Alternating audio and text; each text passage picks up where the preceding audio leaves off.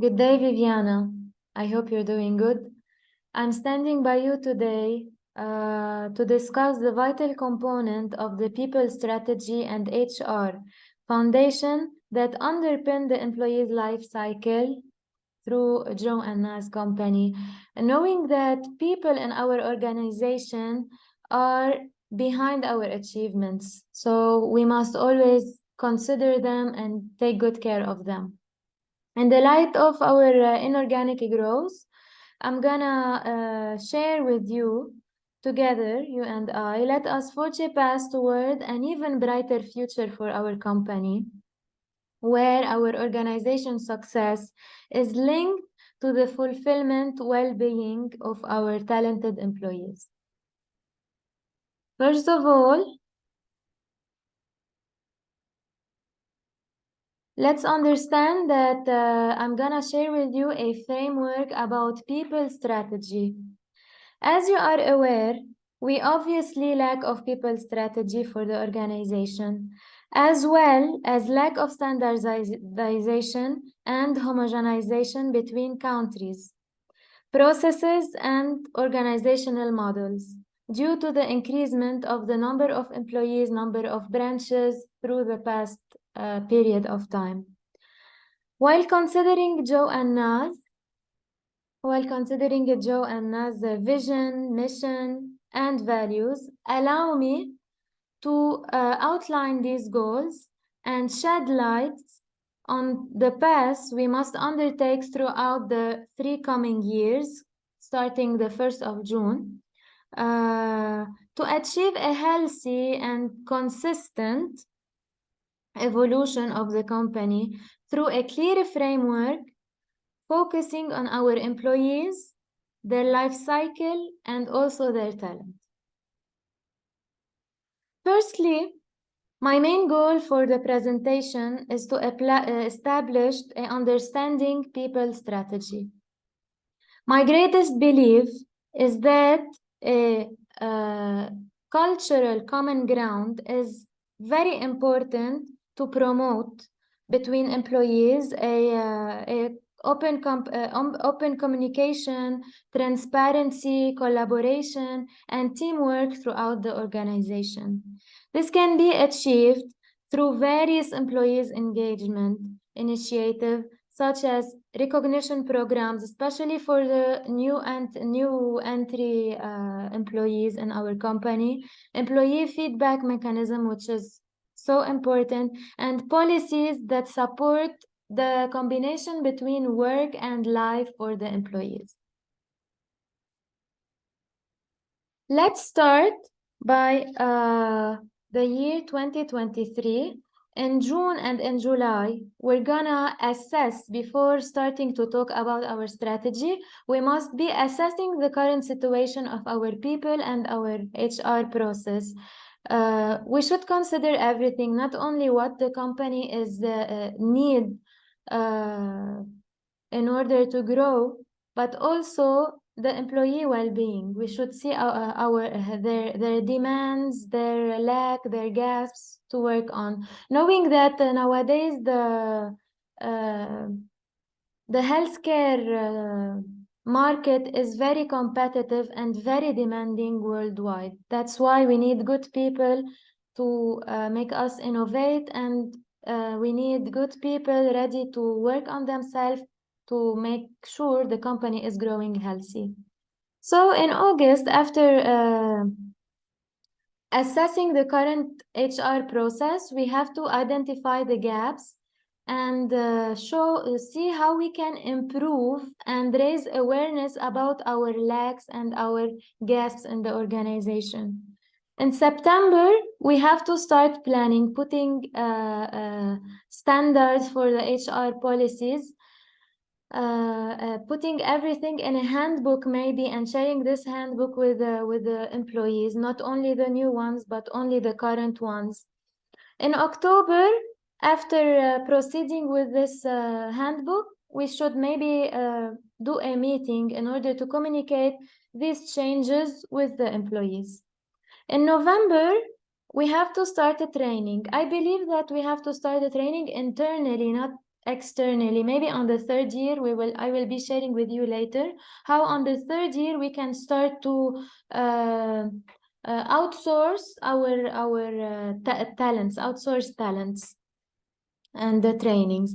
So these are, now we are talking the first 2 years on a internal process, how we can fix our internal process before going outside.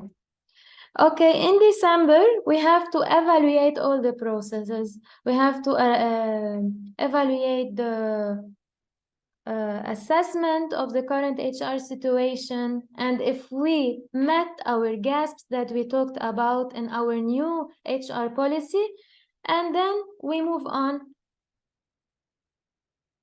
We move on to the fourth slide. So here we're gonna discuss something very important.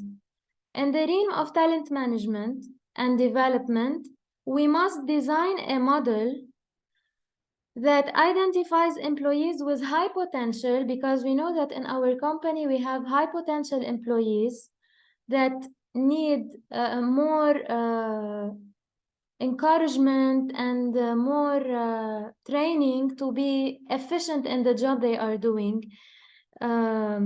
Here comes the role of the implementation of management process. This process that we are doing now should be processed and managed, which makes employees more engaged and ready to develop themselves and the company.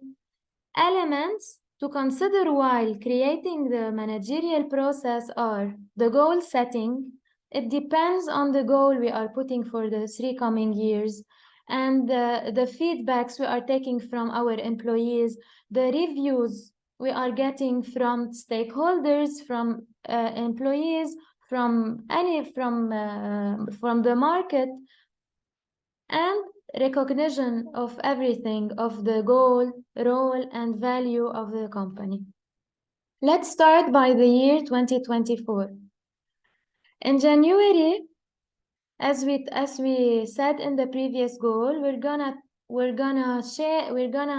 talk about the goals for our company, not only the market goals, but also the talent management goals inside the company, how we're gonna innovate and how we're gonna move from being a capital-oriented a company to a money-oriented company to a talent-oriented company. This would take maybe 2 months to reach all the shareholders, all the stakeholders, all the employees, your colleagues also in the CEO position. So maybe that's how we can define our goals very nicely in order to proceed with our job. In March, we're gonna train the managers, the lower managers that you have, providing them the new strategy of work for the industry and how it's gonna work, and making everything clear with them, for sure, while waiting also for their feedback, because it's very important to listen to their feedback, especially the old employees, not only the new ones. In May, we should focus more on the feedbacks that we've been working on the past year in 2023 and the beginning of 2024. In September and in October, reviews, not only from the managerial staff, not only from the managers, but only from the employees, should be considered, and maybe we could take their opinion in what's happening in the new HR policy and the booklet we provided them in the 2023. In November, we should, I think, set goals for the next year. And in December, for sure, we have to do a celebration, a ceremony, because I think it's very important to cheer the good employees, the employees who are ready to change, the employees who are always ready to innovate and create new things, who are ready to make successful work inside Joanna. And for sure, as I said before, in 2025 we're gonna work on the more training because, as I said, Joanna is growing those 2 years and the past few years also. It's not easy to tell you that let's put so much money and consider a huge capital of money, financial capital to invest on our talents, because I consider that Joanna has good talents inside of the company, and we can work on them on the 2 coming years. On the 3rd year, on 2025, as we mentioned that we have to plan our budget on December 2024 and see how far can we go with our training from the outside the company.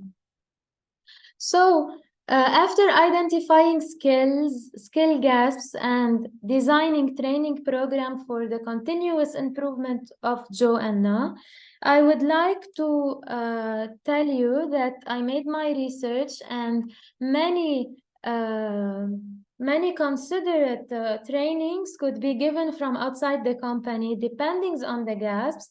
And if you see that those training could be covered now, we can start with them now. But I believe that those are very, very good for the 3rd year.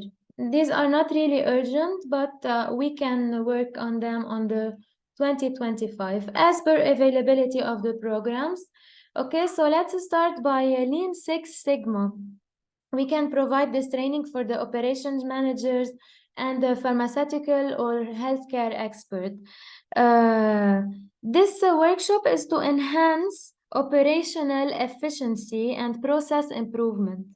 The methodology of this workshop, Lean Six Sigma, focus on eliminating waste, reducing variability, and improving overall productivity in logistics and management, knowing that in the healthcare production and healthcare management and medical market, there's a lot of waste, and this waste couldn't be treated like we treat food or something else. So this is very good for the image, I believe, for the image and Joanna, that their employees are training on Lean Six Sigma, which is very innovative training. We can also work on the quality management system, which is this training is provided by ISO, the certified ISO 9001 and 1348. We can provide this training for the operation managers and also the pharmaceutical and healthcare experts. This ISO is a widely recognized standards for quality assurance in healthcare. These trainings will help employees understand the importance of quality control, risk management, and continuous improvement in the context of healthcare logistics.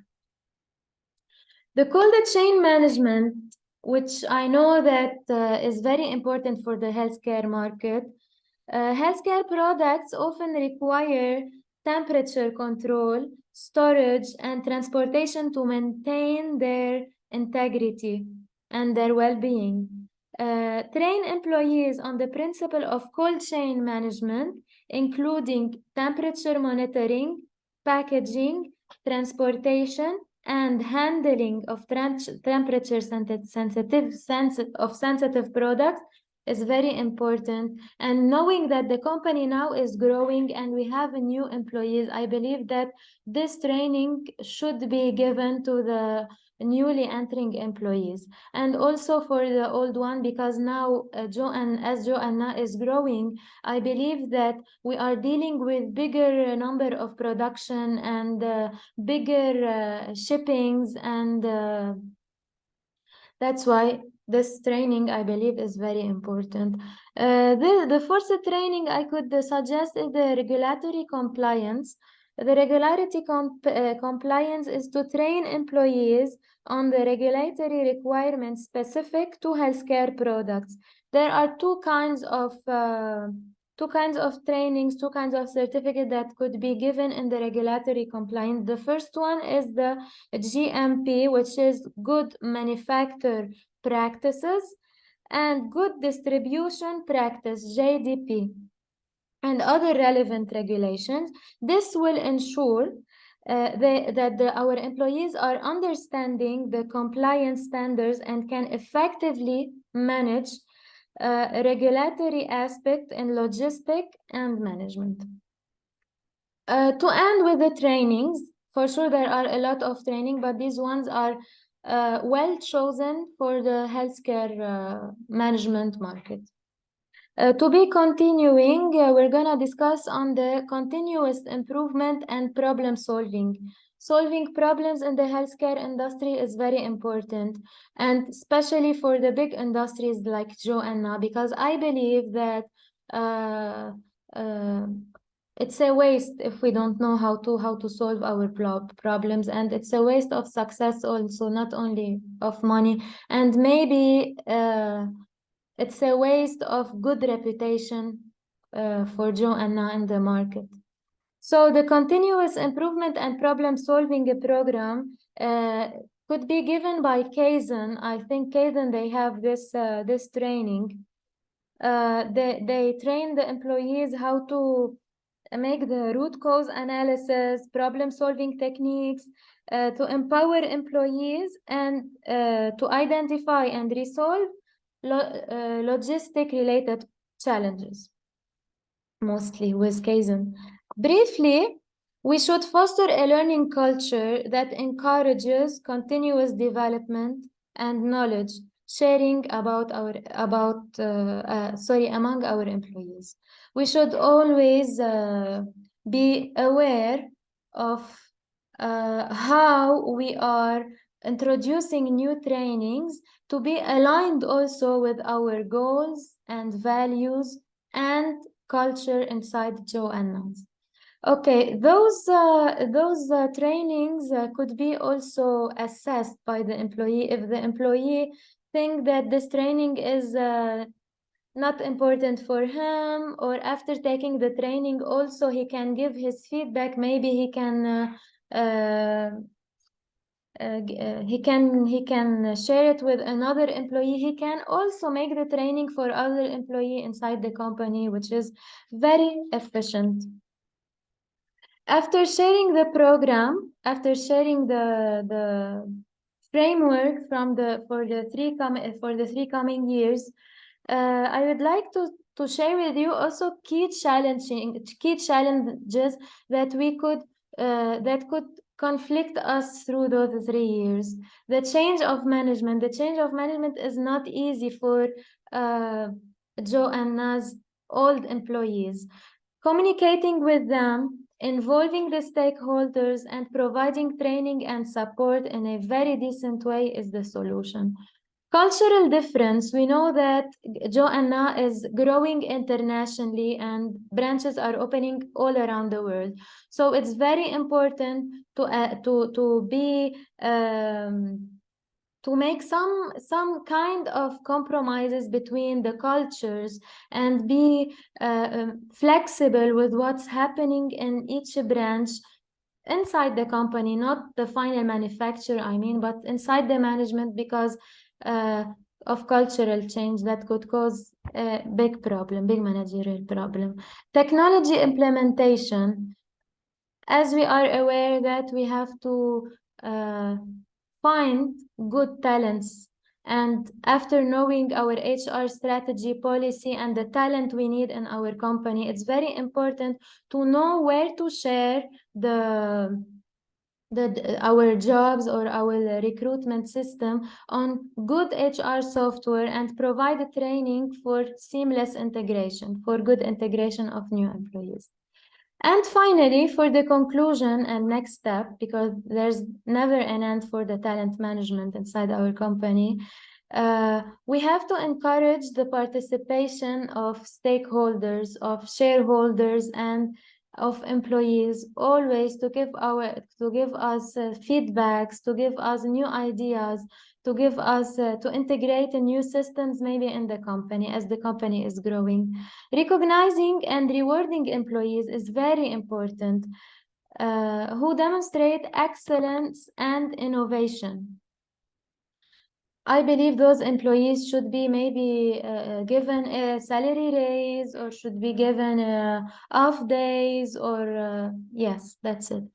Employer branding campaign.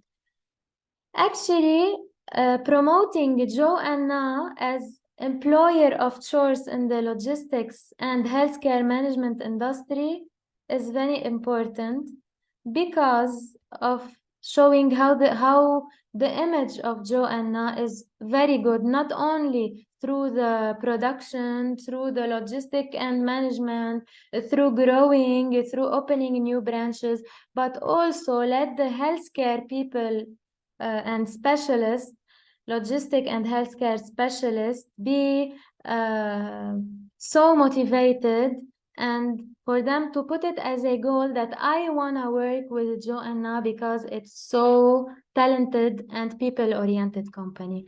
Thank you so much. And for further information and details, you can reach out to me. Thank you.